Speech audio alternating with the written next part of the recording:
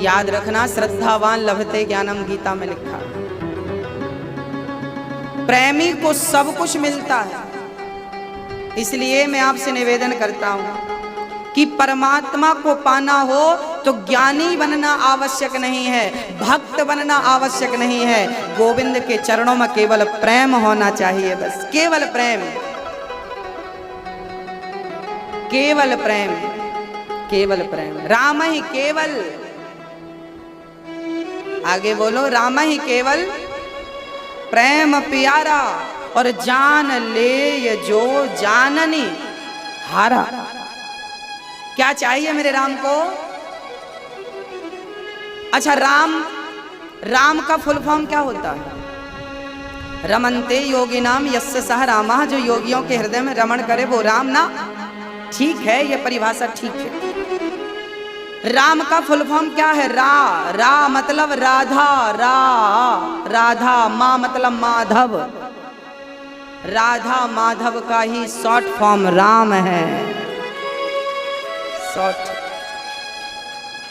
राधा राम से दूर कब थी और माधव कब दूर थे? बड़ा ना कहो, छोटा कहो, राम कह लो। जो कृष्ण से प्यार करते हैं ना, वो राधा माधव विस्तार से नहीं कहते, वो राम कह लेते हैं तो दोनों आ जाता है। राम मतलब राधा, माँ मतलब राधा माधव, राधा माधव जय राधा माधव, राधा माधव। बस प्रेमी लोग तो बस प्रेम करना जानते हैं, बस प्रेम करना जानते, केवल प्रेम, केवल प्रेम। अब बताओ महाराज जी, प्रेम कितना करें? बोले जितना प्रेम अपने पुत्र से करें। आप लोग अपने बच्चों से प्यार करते हो कि नहीं करते हो? अपने पति से, अपनी पत्नी से, अपने बेटी से, अपने बेटे से, अपनी माँ से, अपने पिता से, अपने काम से, अपने बिजनेस से, सबको प्यार है। जितना प्यार आपको आपके पुत्र से है, क्या इतना प्यार आपको कृष्ण से है? यदि है तो बहुत अच्छा, मैं आपको नमन करता हूँ, और यदि नहीं है तो मेरी प्रार्थना है कि करो। मोहन प्रेम बिना नहीं मिलते, चाहे कर लो कोटि उपाय, कर लो तुम पूजा पाठ, कर लो एवरेस्ट की चोटी पर चढ़ जाओ, पर प्रेम नहीं होगा तो मोहन प्रेम बिना किसको मिले बताओ? शबरी ज्ञानी थी क्या? हाँ, सबरी ज्ञानी थी, उसे तो ये भी नहीं पता था कि बेर शुद्ध खिलाए जाते हैं। हाँ, झूठा नहीं किया जाता। अब आप रोटी बनाओ और झूठी कर लो फिर भोग लगाओ, आप तो ये कभी नहीं करती होंगी, पर वो शबरी तो ऐसा करती थी, झूठा बेर खिलाती थी। वो अनपढ़ थी ना, पढ़ी लिखी नहीं थी, लेकिन मेरी माँ हम पढ़े लिखों से ज्यादा प्यार करती थी। बस फर्क इतना, हम लोग पढ़े लिखे हैं ठीक है, लेकिन हम वो प्रेम नहीं करते जो शबरी करती थी। करते होते तो हमारी गोद में बैठकर हमारा भी झूठा बेर खाते। भगवान ने साफ कह दिया है, मैं ज्ञानियों के पास आऊंगा ही नहीं, तुम्हें प्रेमी बनना पड़ेगा, मुझसे प्यार करना पड़ेगा। मिला ही ना, देखो जो बात कृष्ण गोस्वामी जी ने भी कितनी गजब की बात कही है, मिला ही ना रघुपति बिनु अनुरागा। ये पूरी रामायण की चौपाई का सार बोल रहा हूँ। एक चौपाई लिखी है गोस्वामी श्री तुलसीदास जी ने, मिला ही ना रघुपति बिनु अनुरागा, कि ये जोग जप ज्ञान विरागा। मिला ही ना रघुपति, बोलो मिला ही ना रघुपति बिनु अनुरागा। इसका अर्थ क्या है? इसका अर्थ है कि रघुनाथ राम बिना अनुराग के मिला ही ना, वो मिल ही नहीं सकते। मिला ही ना रघुपति बिनु अनुरागा, कि ये बोलो कि ये जोग जप ज्ञान विरागा, अर्थात कितना भी तुम योगी बन जाओ, कि ये जोग जप कितना भी जप कर लो, कितने भी ज्ञानी बन जाओ, कितने भी वैराग्यवान, घर परिवार सब तुम छोड़ दो, जंगल में चले जाओ, तुम जंगल चले गए, सब छोड़ दिया, ज्ञानी बन गए, क्या प्रभु से प्यार कर पाए? ये प्रश्न है। कर पाए? नहीं कर पाए तो सब बेकार है। और घर में रहकर भी पत्नी पति के बीच में तुम गोविंद से प्यार कर पाए तो वो बहुत है, बहुत बहुत है। वो दशरथ जी ने क्या घर छोड़ा था? बोलो मेरी माँ, क्या कौशल्या माँ ने घर छोड़ा था? घर पे ही थे ना। उनके घर पर राम पैदा हो गए कि नहीं, प्रकट हो गए कि नहीं? हाँ मेरी माँ, जिसके हृदय में प्रेम होता है ना, उसे गृहस्थी भी छोड़ने की जरूरत नहीं है। आपकी गृहस्थी सच्ची और अच्छी हो ना, तो तुम्हारे घर में बेटा बनकर मेरा राम प्रकट हो सकता है। हुआ।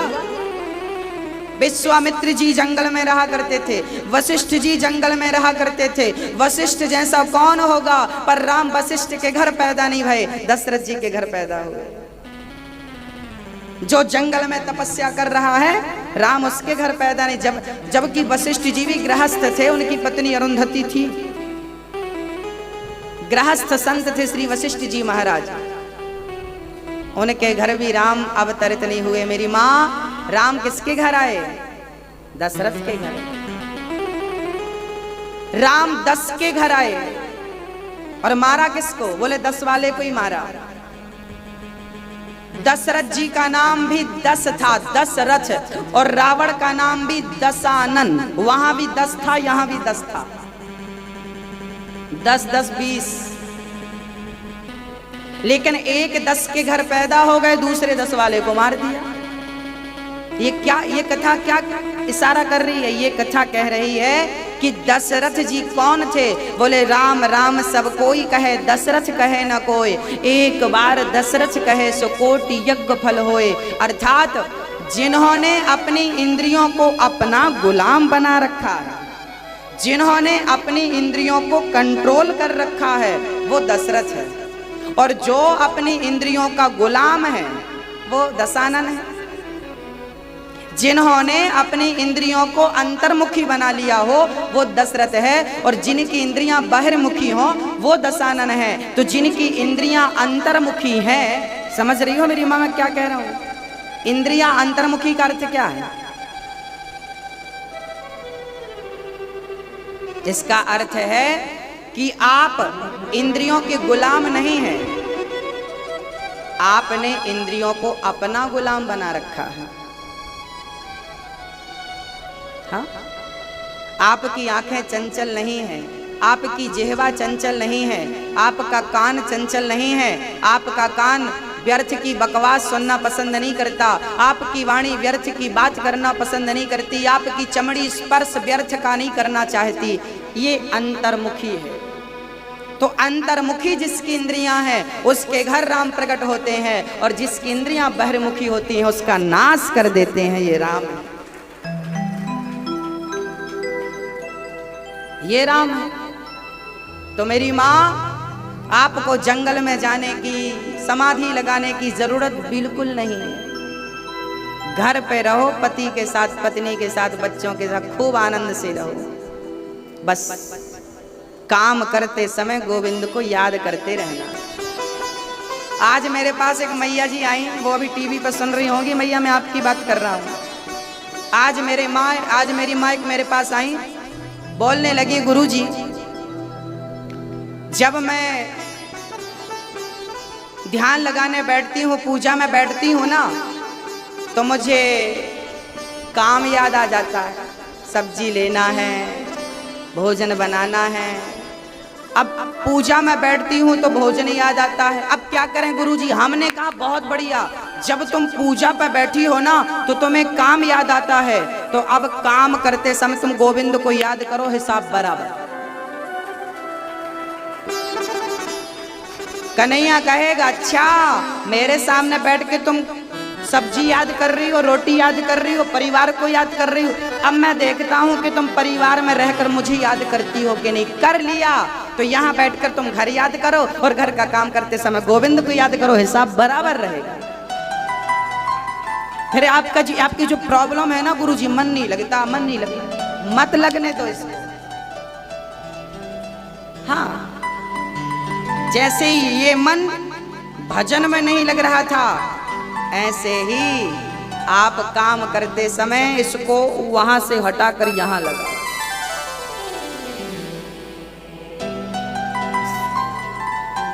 व्यवस्थित रहेगा। तराजू के 2 पलड़े हैं, दोनों में बराबर रखोगे तब तो तौल होगा। एक भारी है, घर परिवार भारी हो गया, बस वही याद आता, कृष्ण याद नहीं आता तो इसका पलड़ा लटक रहा है हवा में। अच्छा मेरी माँ बताओ भगवान को क्या पसंद है?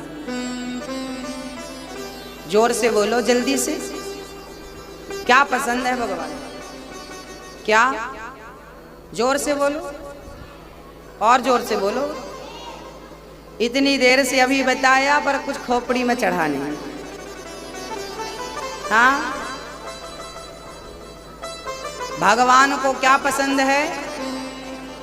केवल, केवल, यहां केवल लगाओ। हाँ, राम ही केवल, तुलसीदास जी ने केवल शब्द लगाया है, केवल और कुछ नहीं। राम ही केवल प्रेम प्यारा, ना मिश्री प्यारी नहीं, मक्खन प्यारा नहीं, कुछ नहीं, हमें केवल आपका। अच्छा आपका पति आपको सोना दे, चांदी दे, गाड़ी दे, बंगला दे, पर प्रेम ना करे आपसे, वो कहे मैं प्रेम तो पड़ोसन से करूंगा, आपको अच्छा लगेगा? हाँ, सिर हिलाओ, हाँ या ना? नहीं, अच्छा नहीं लगेगा? नहीं। अरे एक सच्ची अच्छी पत्नी तो अपने पति से धन की कामना नहीं करती, वो सच्चे प्यार की कामना करती है। जब आप साधारण स्त्रियां, हम साधारण लोग प्रेम के भूखे हैं, तो भगवान क्या वस्तु का भूखा है? वो भी तो आपका प्रेम चाहता है। आप लोग ना भगवान को नारियल पकड़ाती रहती हो, नारियल चावल उठा उठा के फेंकती रहती है, भगवान को अच्छा नहीं लगता ये सब। कभी उसके बारे में जाना है कि उसे पसंद क्या है? वो आपकी पसंद का बड़ा ख्याल रखता है। 10 बार बोलती हो ना तो एक बार सुनता जरूर है मेरा कृष्ण, पर आप लोग ना उसका एक भी ख्याल नहीं रखती हो। उसे क्या चाहिए कभी उससे भी तो पूछो। भगवान को ना 4 चीजें चाहिए, कहो तो मैं बता दूं। पत्रम पुष्पम फलम तोयम यो में भक्त्या प्रयच्छति। भगवान को 4 चीजें बहुत अच्छी लगती हैं, पत्रम पुष्पम फलम तोयम। पत्रम, भगवान को पत्ता बहुत पसंद है। कौन सा पत्ता? कौन सा? तुलसी का पत्ता, पूरा झाड़ चढ़ा दो, मिल जाएंगे राम, मिल जाएंगे भगवान। हाँ, एक बोरा तुलसी डाल दो ना, मिल जाएंगे। समझो तो सही कौन सा पत्ता? पत्ता का मतलब तुलसी का पत्ता नहीं होता, शमी पत्ता नहीं होता, बिल्व पत्ता नहीं होता, बिल्व पत्र नहीं होता। पत्ता का अर्थ है अपने आप को पत्ता बनाकर भगवान के चरणों में समर्पित कर देना अपने आप को, ये पत्रम, ना कि तुलसी का पत्ता। तुलसी का पत्ता चढ़ाओ पर अपने आप को भी पत्ता बनाओ। पत्ता बिल्कुल हल्का होता है, ऐसे ही आप हल्के हो जाओ, अहंकार मिटा दो, क्रोध मिटा दो, सारी बुराइयां मिट जाएंगी, आप हल्के हो जाओगे। सूखा हुआ पत्ता बिल्कुल अपने आप को पत्ता बनाकर चढ़ा दो। आप भगवान को ना वस्तु चढ़ाते हो, आप दिल में हाथ रख के बताना, आपने सब कुछ भगवान को चढ़ाया है, क्या अपने आप को कभी चढ़ाया भगवान के चरणों में? इसलिए नहीं मिला, नहीं मिला। जो चढ़ाना था चढ़ाया कहाँ? पत्रम, चढ़ाते रहे तुलसी का पत्ता, तुलसी का पत्ता, तुलसी का पत्ता, शमी पत्ता, बिल्व पत्ता, चढ़ाओ और चढ़ाओ। 1 कुंटल चढ़ा देना कल।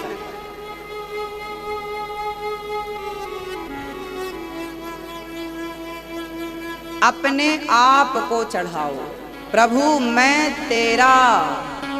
एक बार कह तो दो मेरी माँ के कन्हैया मैं तेरा और तू, बस एक बार एक वाक्य केवल सच्चे मन से हृदय से कह दो कन्हैया कि एक तू मेरा है, तेरे बिना सृष्टि में मेरा। केवल एक बार तुम ये कह दो, केवल एक बार। और याद रखना मेरी माँ, जिस दिन आप कह दोगी कि कन्हैया तू मेरा है, उस दिन मेरी माँ जन्म जन्म का पापी भी आप कितने भी जन्म के पापी हो, भगवान कहते हैं सन्मुख हो ही जीव मोहि जबहि, जन्म कोटि अघनासहि तबहि। करोड़ों जन्म का पापी यदि मेरे सामने आ जाए और कह दे कि कन्हैया मैं तेरा हूं, बस मैं सब भूल जाता हूं और उसको अपने हृदय से लगा देता हूं। जल चढ़ाने से भगवान मिलेगा, तुलसी चढ़ाने से भगवान मिलेगा? तुलसी तो ऑलरेडी चढ़ी है, आपके चढ़ाने से थोड़ी चढ़ेगी वो तो सालिग्राम के ऊपर चढ़ी है। आप क्या चढ़ाओगे? तुलसी क्या चढ़ाते हो? अपने आप को चढ़ाओ, जैसे तुलसी चढ़ा दी अपने आप को। इसको बोलते हैं समर्पण। पत्रम पुष्पम, पुष्पम। मेरी माँ, कौन सा पुष्प चढ़ाना चाहिए भगवान को? कौन सा? कौन सा? कौन सा? ये पुष्प चढ़ाओगे ना, सुबह चढ़ाओगे, शाम तक इसकी हालत बिगड़ जाएगी। कौन सा पुष्प चढ़ाएं? बोले पुष्प का एक नाम होता है सुमन। क्या? क्या? सुमन। सु मतलब सुंदर, मन मतलब मन। अपने मन को ही पुष्प बनाकर गोविंद के चरणों में चढ़ा देना, पुष्प चढ़ाना। ये पुष्प मन को चढ़ाओ। मन को उद्धव मन न भये 10-20, एक हतो संग कृष्ण गयो है।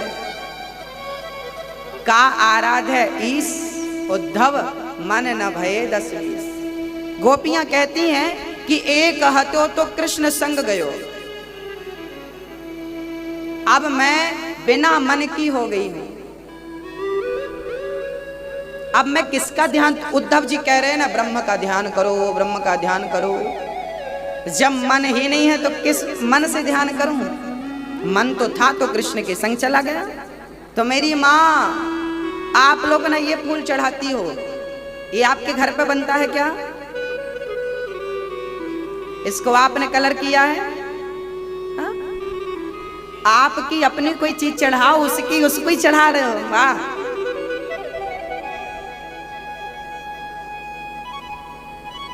आपके घर हम आए और आपके घर का ही फ्रिज उठाएं और कहें साहब हमारी तरफ से गिफ्ट रख लो।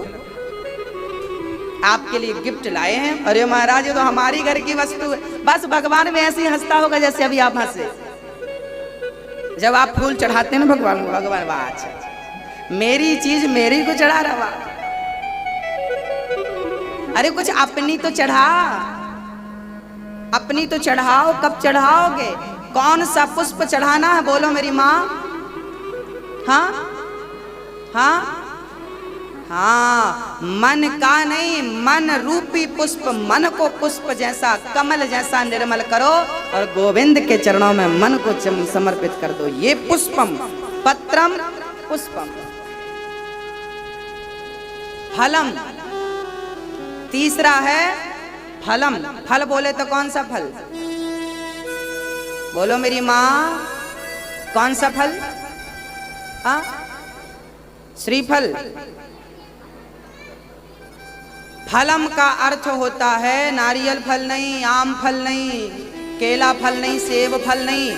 अब आपने यहाँ बैठकर कथा सुनी ना, इस कथा से जो भी पुण्य आपको प्राप्त हुआ है वो पुण्य भगवान के चरणों में समर्पित कर दो। प्रभु, मैं अपने कर्मों का फल आपके चरणों में समर्पित कर रहा हूँ। कर्मों का फल चढ़ाओ, ना कि नारियल। ना कि ये नारियल आपके घर बनता ना, कुछ भी नहीं बनता आपके। जो आपका है वो आपने कभी दिया ही नहीं, कैद कर रखा है, तिजोरी में भर रखा है। उनको देते हो जो गंदा करके देते हैं। आपने मन किसको दिया? घर परिवार वालों को। साफ दिया था, गंदा करके दे दिया वापस। अब महाराज जी हमारा दिल तोड़ दिया, महाराज जी हमारा दिल टूट गया, बहुत धोखा दिया। तुमने दिया क्यों? गलत आदमी को दिया तो वो गंदा करके ही देगा ना। क्यों दिया? आपकी भी तो गलती है। प्यार क्यों किया आपने दुनिया वालों से? प्यार करने के लिए दुनिया नहीं मेरी माँ, गोविंद ही प्यार के योग्य है। दूसरा कोई है नहीं ना, ऑप्शन नहीं है। पत्रम पुष्पम फलम तोयम, आखिरी है तोयम। तोयम मतलब जल। मैं यहाँ देखता हूँ शिव जी के मंदिर में सारी माताएं जल भर भर के लोटे में ओम नमः शिवाय, ओम नमः शिवाय, ओम। पूरा मंदिर गीला कर रखा। कौन सा जल चढ़ाना चाहिए भगवान को? जल। लोटा भी यहीं मिल जाए, पानी भी यहीं मिल जाए, यहीं कहीं घर से ना पानी लाना पड़े ना लोटा लाना, कौन भलाई करे, आप तो यहीं चढ़ा देंगे।